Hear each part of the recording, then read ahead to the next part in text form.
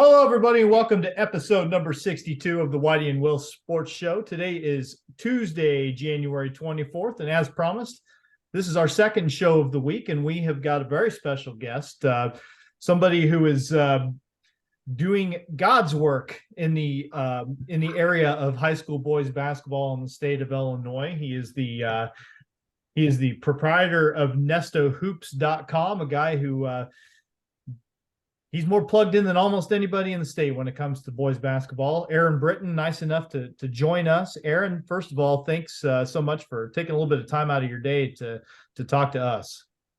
Absolutely. Thank you for the invite. So here's what I'm going to do. We know we've only got you for a little bit of time.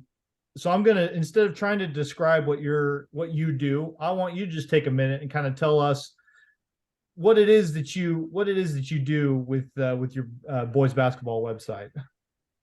Okay. Well, I gather every score for every team in the state, and I put it into my spreadsheet, and you can download the spreadsheet from my website if you're, I guess, technologically inclined enough to download a spreadsheet off the internet. Hey, I got it. Mike can do it. So if Mike can do it, I think most of us can figure it out. And when you say every team, you mean every team. This isn't like select conferences or certain part of the state. This is every corner of the state, every team. You have got it figured out how to get those results and get them up there in a pretty timely fashion. Yeah. I do the rankings every Monday, and I get the sense that there's a lot of people that think that I'm only focused on the top teams because of the rankings that I share. But yeah, I have scheduled results for all 750 plus teams in the state of Illinois. Now, Aaron, I know you and I may have even started chatting a little bit back around 05, 06, 07, back in the old IHSS website days. You kind of ran a poll then, but people voted on it. But now, not only do you gather schedules from every school, which I find that amazing, and secondly, with your results, but you got a spreadsheet that, does Excel call you for guidelines, or do you know? That thing's amazing. No, it just slowly evolved over a 6 or 7 year period to where it is now. Every year I try to add another little gadget, but it's a fairly basic spreadsheet all in all. I used to have a couple macros in there when I was running that poll on IHSS, but I haven't ran that poll for a couple of years, and really I just got frustrated with some of the votes that were being entered. Yeah, so they I was were like, you know what, voting. you guys continue to do this. I'll just do my own. They were voting with their hearts, not their heads, and that was one of the things. Because I could always see your votes, and because you always publish them, and I thought, this guy knows what he's doing. And I'll tell you, probably one of the things I find the most interesting about what you do when you come out with a preseason poll, kind of, obviously preseason before the season starts, and then you look at the postseason, you don't miss by a lot. No, and I don't know what the baseline is for the Associated Press guys, or the people that do this professionally, but my baseline is about 80% of my preseason teams are going to be ranked going into the postseason. So I'm going to miss on 4, 5, or 6 teams per class, but that's been about my standard for the last 5 or 6 years. And that's a pretty good margin for error, considering we're talking about 14 to 19-year-old kids running around in their underwear. For you to make a prognostication in November that holds pretty true into March. And that's the thing. Our area, very interested. Your polls get a lot of play down here. They get shared on Facebook. They get shared on Twitter. And, we've always been well represented in your polls, and that's the thing. And I know you used to travel the whole state watching games. Now that travel has cut down in the last couple of years, correct? It has. have two little girls that require lots and lots of attention. That's understandable. And that's the thing, because I know you came down, well, it was before you had either your girls. I know you came down one year to our Yeah, Christmas tournament. You came down to T-Town and was at our Christmas tournament. And but I know from seeing when you report on, you still get out and see a lot of games. It's not like you're, living in a cave, but not what you used to do. no, but before children, I was seeing 125, 150 games a year, somewhere in there for the last 10, 11 years. And then I went down and hung out with you guys at T-Town in 19 before COVID wiped everything out for a little bit. And I had my first child at the height of COVID in March of 2020. Mm-hmm. So you're originally from, I want to say Mounds Meridian. That's right.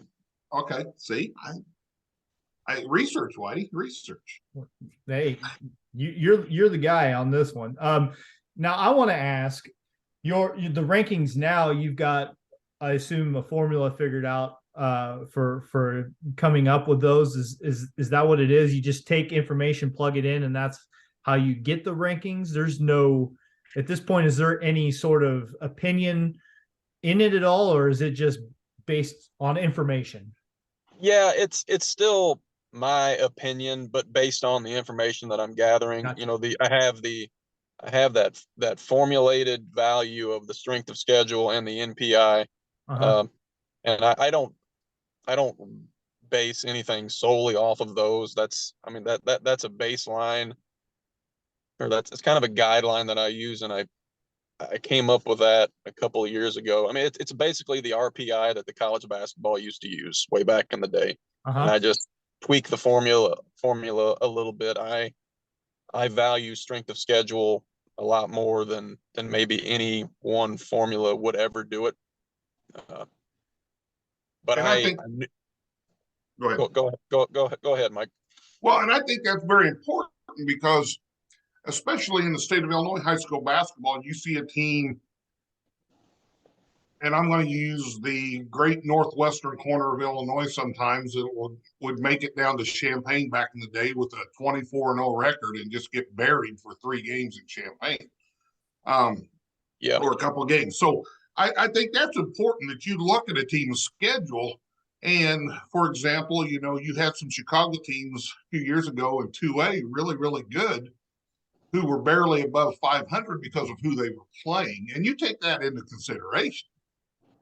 Yeah. If you're 500 or better in the Catholic League or in the public league, you're still a pretty good small school team. Now, like for 1A, there's 2 undefeated teams left, and their strength of schedule from a numerical value isn't very good. And we're talking about Decatur Lutheran and Christ Our Rock Lutheran. But, I still have them in the top 10 because they've beaten everybody they've played. They've been blowing everybody out. And I happen to think that those teams are still very good, despite what their strength of schedule would suggest. Right. Do you And find? I think there's some 1A teams in our area that would like to play both of them because they're not too far away. Yeah, I don't know. They should maybe play each other. I think they both have games on the schedule. LSA has a couple open dates, and I know Christ Our Rock has at least one open game. Somebody make that happen. Yeah. So let me ask you this: do you find, is your system for ranking still evolving year to year? I mean, do you constantly find yourself tweaking it, or do you have a pretty good rhythm that you're in at this point? I think I have a pretty good rhythm. Knowing what I know about certain geographical areas, like Mike was alluding to, and then the information that the spreadsheet's kicking back to me. It's going to be hard at this point in the season for any one team to kind of sneak up on me. Yeah. And you, I mean, obviously, coming up with all the results from across the state, that is an effort that no one person is going to do without some help. So if you got like a network of people that send you scores, what are your resources there? How are you gathering that information so efficiently? I am on a couple of email lists that coaches will send their box scores to, and those are beneficial for me. You know, when I'm doing a scout on a team, where I want to know what the players' names are, how big are these kids, what year are they. But I would say 90 to 95% of the scores that I'm getting are found on Twitter, uh, and that Really? is, yeah, and that's been the case for the last 2 or 3 years. And social media has really streamlined how I can find scores and where I can find scores. Now, back in the day, you know, when you're talking 2006 up into maybe even 2015, you're going on newspaper websites, and I think I had a subscription to 3 or 4 different newspapers online around the state just trying to get scores. And most of those, not all of them, there's a couple of still online newspapers that are still pretty good.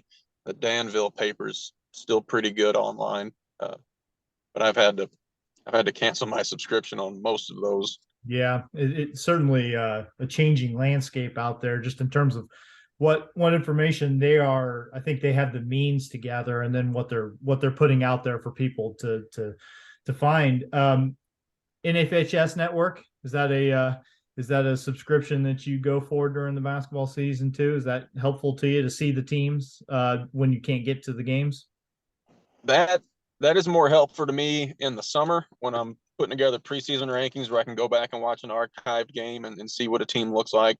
Uh-huh. Um, I will maybe watch one game online per week.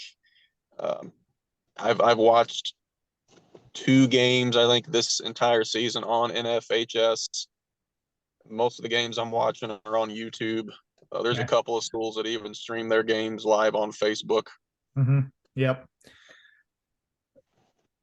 How Aaron, one of the biggest things, and I still find amazing with you getting all the schedules, is you also, for example, um, 2021 Christmas, we have a team pull out 10 days before the Christmas tournament. And, you know, what are you going to do? What are you going to do? Well, I reached out to you and said, who doesn't play in Christmas tournaments? Between that and Dave Walton, the AD at Effingham, we got a short list narrowed down pretty quick. And you've helped me out of that jam a couple times. But the other thing I like, if we get an opening and I say, hey, I've got X and Y, a couple teams, who's going to be better next year for us to extend an offer to? I mean, your input has been valuable in that. And I trust that, because you're not just a score person. You actually kind of know kids and know how teams are. Yeah.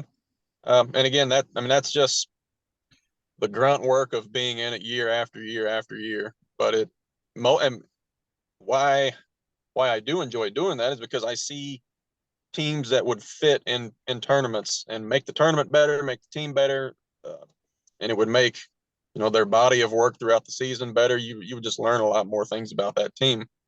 So it's I guess it's more selfishly beneficial to me than anyone. Now, All right, I got one important question first, Dustin. Aaron, is this a passion or an illness? At this point, it's both.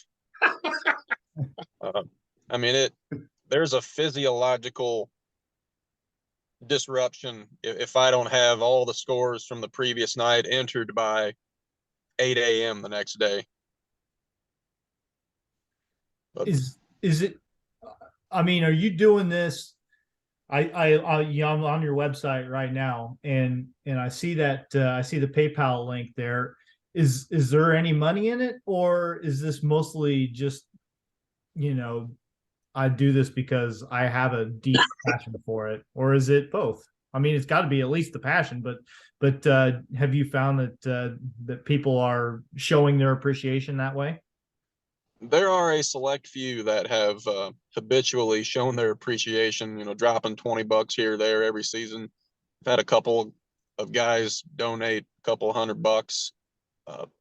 But since that website has been live in 2017, I would say I'm still under $1,000 that have been donated. Sure. So it's definitely a passion. I did the spreadsheet for my own benefit for years, and then I finally found a way to share it online. So it was more just because I was emailing it to coaches around sectional seating time every year, and I had just had this mail list, and I would just send it. I was sending it like weekly to these guys, and finally I was like, I need to find a way to where they can just get it anytime they want it. And it's not ideal. Like you think about websites that are out there, you're not downloading spreadsheets. It's all readily, it should all be readily available on the website, but that's how mine is. Yeah. Do you find, I mean, aside from monetary appreciation, do people reach?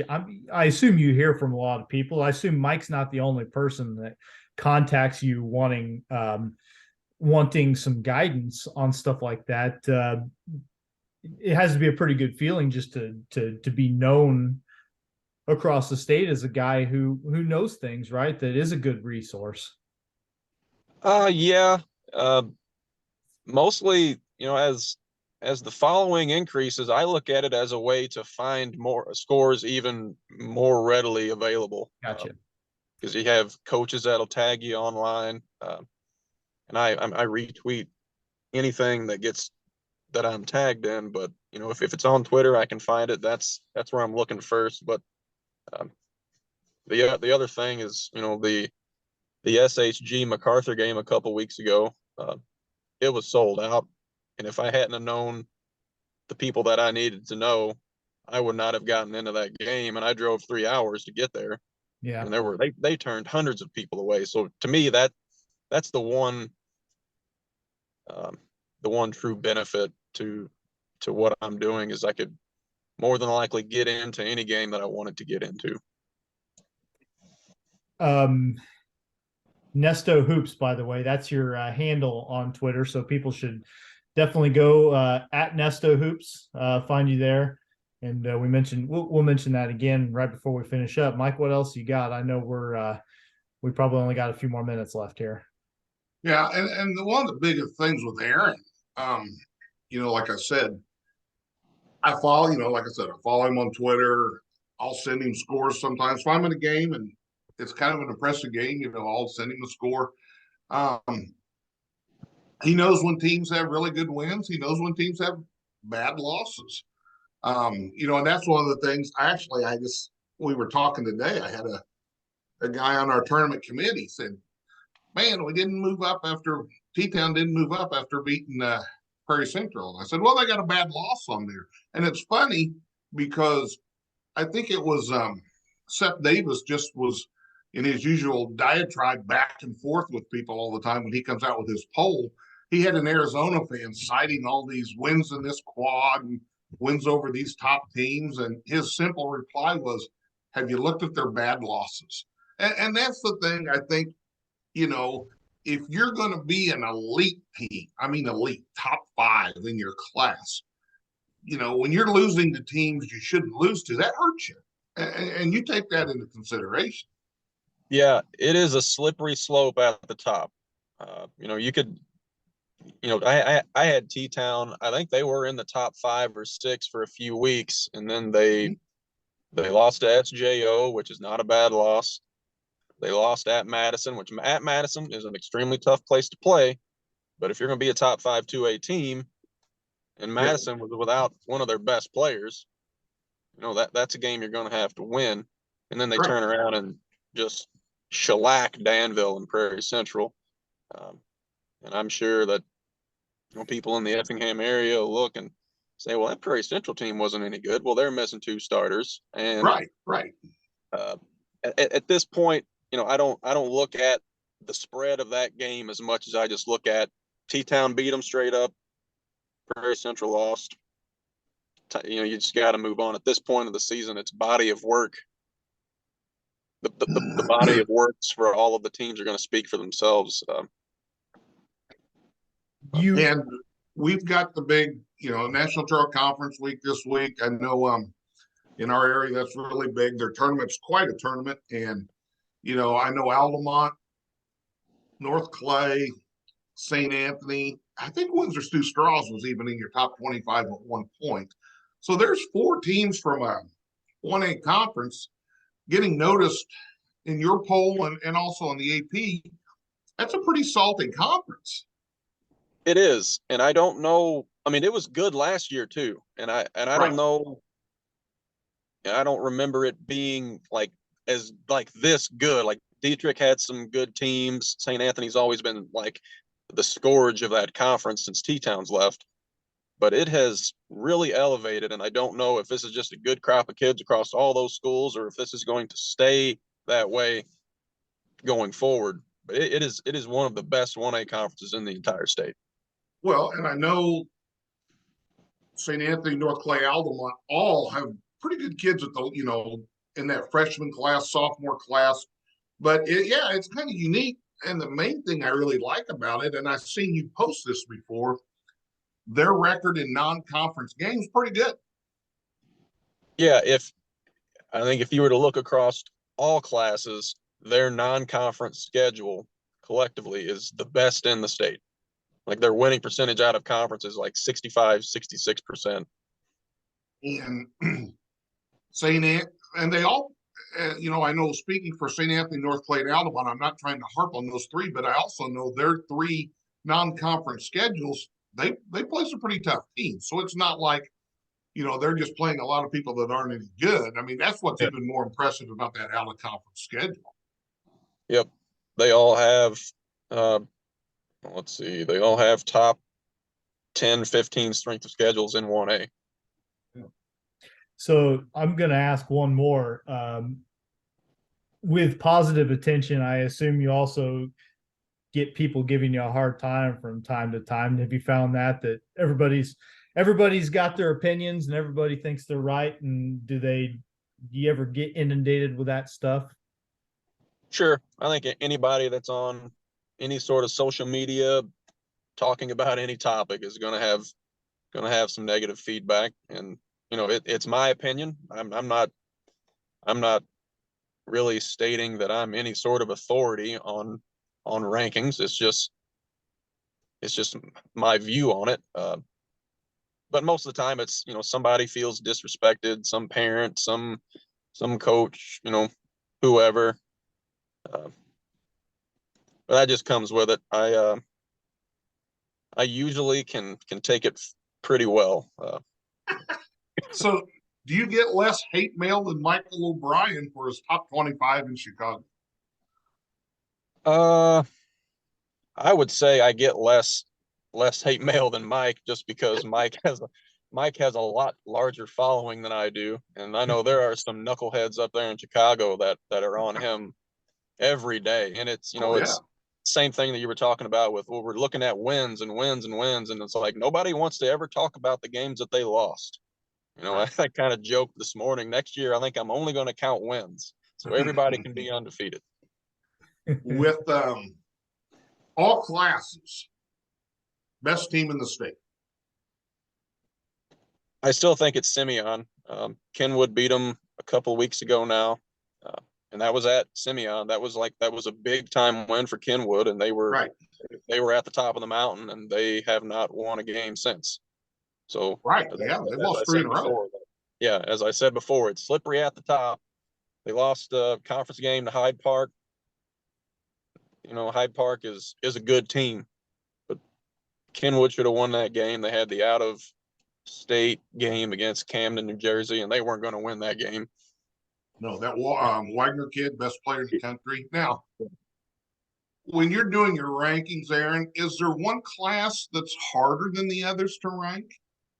Or 3A, 3A is always tough for me. If you just look at 3A, like there's 5 to 10 really good teams, and then after 10 or 11, there is a noticeable drop off in resume and talent. So I'm really searching usually between 19 and 25 every week about, okay, who can I get in? Who's put together some wins, even if their strength of schedule isn't that good. I've considered and I'll never do it, but I've thought, maybe I should just rank 10 teams in 3A. But again, there's 10, 15 teams out there that could get recognized every week. So, And 3A's got that mix of some of those Chicago teams, which are smaller. Simeon's 3A, correct?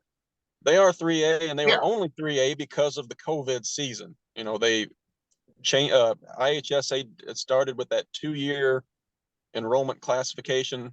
Right. And so there was nobody went to state in 20, or nobody got a state trophy in 2020, and nobody went to state in 2021. So they'll be 4A next year.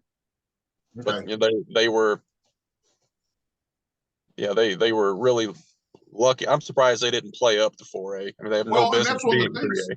you see that happen sometimes, and that's kind of a surprise they didn't move up into 4A. But Sacred Yeah. Heart Griffin winning state last year got a lot of notoriety. Maybe, I don't know. They didn't like Yeah. downstate getting a plug. Yeah, and if I understand the rules correctly, if SHG gets back to state this year, they'll be 4A next year. Yep. And all those kids will be gone. It happened to Rockford Lutheran a couple of years ago. Rockford Lutheran has played in 2A, 3A, and 4A postseasons in the last 10 years. Sounds like our Christmas tournament, though. We got a little bit Right. of everything. Yeah. All right. So yeah, let's can we talk about the National Trail Conference tournament here really just for another Sure. minute or two? Yeah, let's. Yeah. What are you guys thinking? How are you feeling? What's your gut telling you? It's a free for all. Altamont's going to be shorthanded one player. North Clay's got a player that should be back.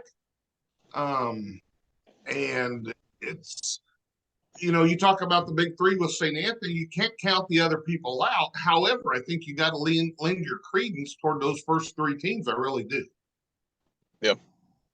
It's I want to get a look at Logan Fleener tonight for North Clay, see how he looks. He didn't play their last game, so I'm curious to see, how close to 100% he is. And they've got an interesting matchup tonight. So yeah. not they that can't take that game for granted. Yeah, the 2-7 game, South Central, the 7 seed, I think they could beat anybody in the tournament on the right night. So it makes things very interesting that they're not playing the games tomorrow night, because now you get a chance to go over there tonight and see all 8 teams that are remaining, in contention for a championship in one evening. And I am going to do that.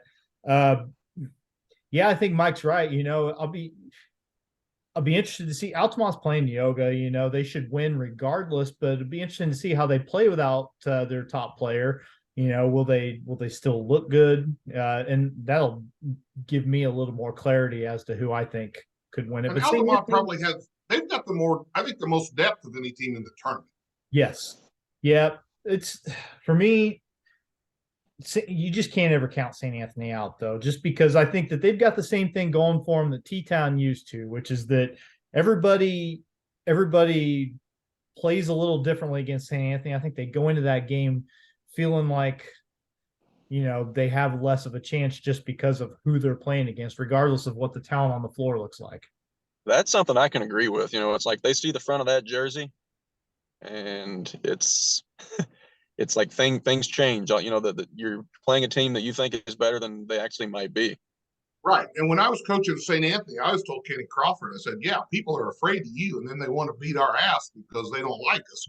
But yet they're afraid of you, and we're very similar teams. So he just laughed. You know how Crawford would laugh. He just laughed.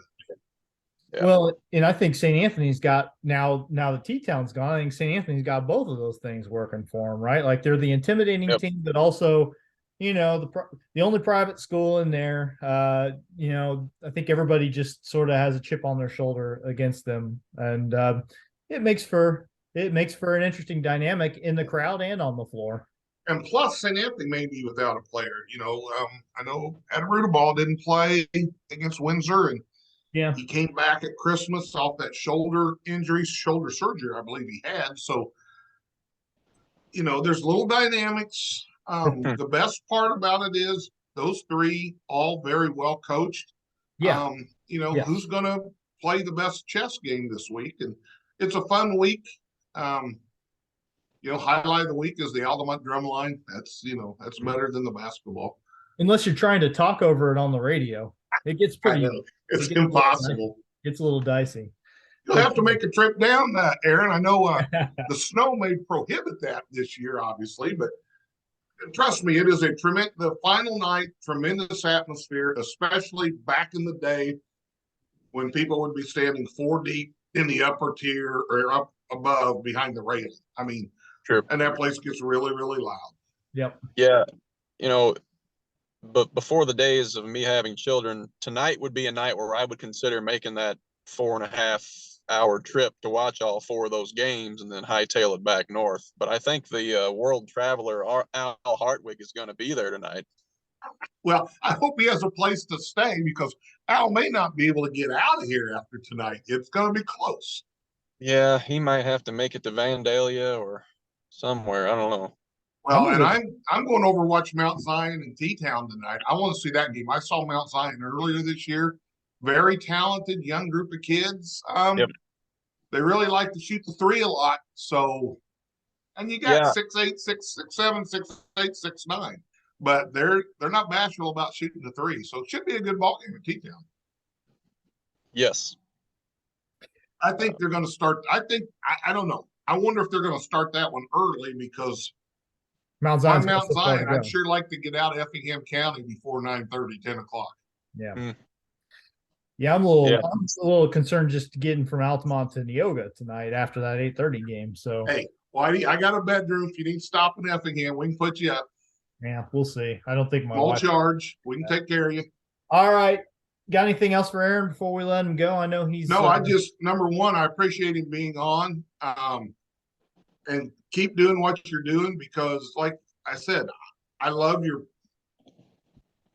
looking at your spreadsheets every Monday. I can't wait till I see your rankings come out on Twitter, and I go through it and I look. Okay, how's our Christmas tournament teams doing? Okay, Pleasant Plains is still in, Lincoln Way's still in. That's awesome, Will Oaklawn ever get back when they get Suleiman back? Will they get back to, being that team again? But that's the thing I really like. And I look and see how other teams move up and down, look at your classes. But if you're a basketball junkie and you're not on your website, you're missing the boat. Because I can go to Christmas tournaments and then I can look at everyone's schedule and I can click here and now, and pretty soon you're pretty deep in a rabbit hole. Yeah, it's a fully immersive experience. It's almost VR. It's really borderline on VR. It really is. But I do appreciate you giving us the time today to be on. I mean, we've talked about having you on sometimes like 5 minutes every week, just kind of updating 1 and 2A for our area. So yeah, we'll have to talk offline. We might be able to make that work. This time slot works out pretty well. Okay, yeah, we could possibly do something. Just touch on your rankings. So sure. All right, Dustin, you got anything? I'm good. We probably ought to let the man get back to his day. All right, you can get back to work, Mr. Aaron. All right, Dustin, Mike, thank you. Hey, thank you. Nice to talk to you. Again, that's Aaron Britton, nestohoops.com, and then at Nesto Hoops on Twitter. Check the guy out. Mike, you and I got a couple things to touch on as we let Aaron bail out on the call. And then we will get back to our work days as well. And I think the big thing was just that we wanted to touch on conversations that we both had with St. Anthony girls coach Aaron Rios. We talked about the championship game of the National Trail Girls Tournament on Saturday, and there was some discussion about speaking with the media after the game, and he reached out to the both of us because he was concerned about what we talked about and let us know that he was not feeling so great after that game and that he wanted to get out of there. And so and he said in hindsight he probably he said, Mike, in hindsight I probably should have stayed. I've got great relationship with the radio, and he mentioned not even talking to Alex or Ty, T-Rep, and I think if he had to do it all over again, he would just try to have brief comments. But I understand, and I explained to him, like I said, being involved with Dad all those years in the media and the coaches. And, I said I may have gone from A to C and not got to point B when I, Well, and made my comments, but it is what it is. And I appreciate him reaching out to us. And part of point B would be that now we both have a cell phone number, better way to reach the man. And we can, probably, Sure.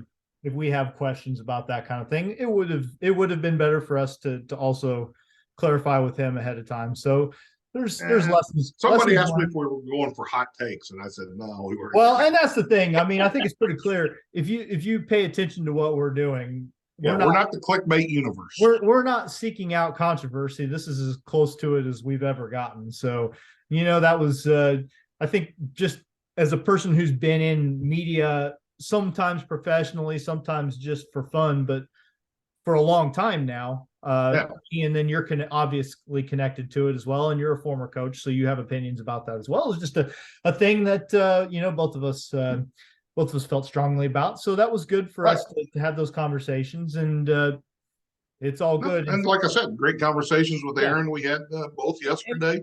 And we're both going to be talking about Aaron and his team more because and he's going to be interviewed again. And he's in a unique situation where his school is hosting a super sectional if they can get there, and a big if. I mean, that's a big if. You never assume anything in the postseason.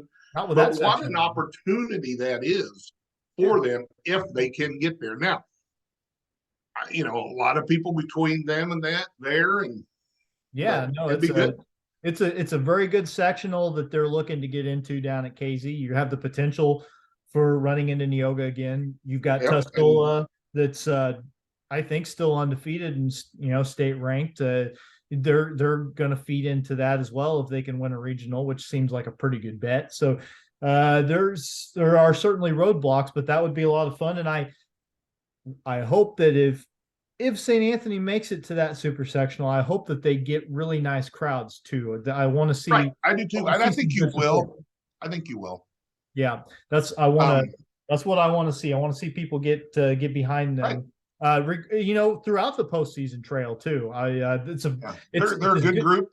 It's as good a St. Anthony girls team as I've seen, and so people should appreciate that. Okay, you're going to Altamont tonight. I am. This afternoon, as a matter of fact, since they're pushing that schedule, and if anybody missed it, a couple hours. If anybody missed it, I mean, we're recording it like it's noon Tuesday right now, so that game's in 4 hours. But they took the Wednesday games. They took the Tuesday games, smushed them all into Tuesday. They're starting at 4:00, playing 4 games today, not playing anything Wednesday because of the snow that's potentially coming in. I still say potentially because, listen, I am very much a believe it when I see it guy when it comes to these snow forecasts. I know that you are more convinced than I am. Look at the Texas Panhandle, Arkansas area. Look at all the rain, all the moisture. There's like a bomb just working its way.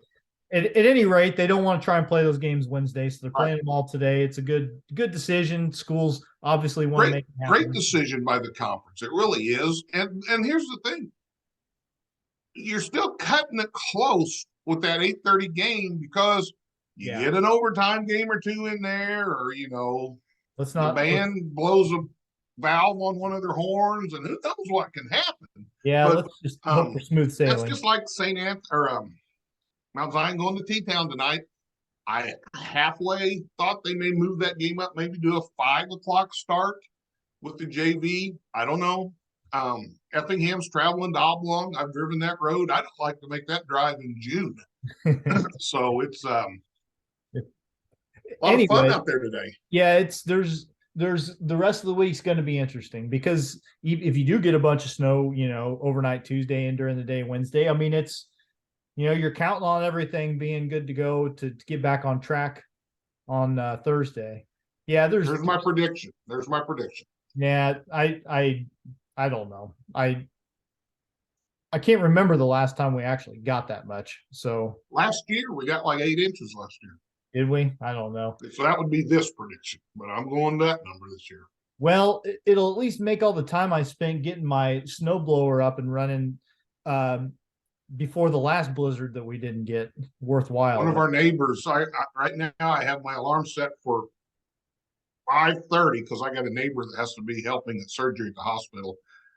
And I promised I'd get her driveway cleared for her. So yeah, that's the I thing. may be a little, we got I our may have own. to sneak a nap in tomorrow. We got our own St. Anthony's employee in this household who I don't necessarily want to see trying to make that drive tomorrow, but sometimes surgery doesn't stop for the weather. So No, yeah, it doesn't.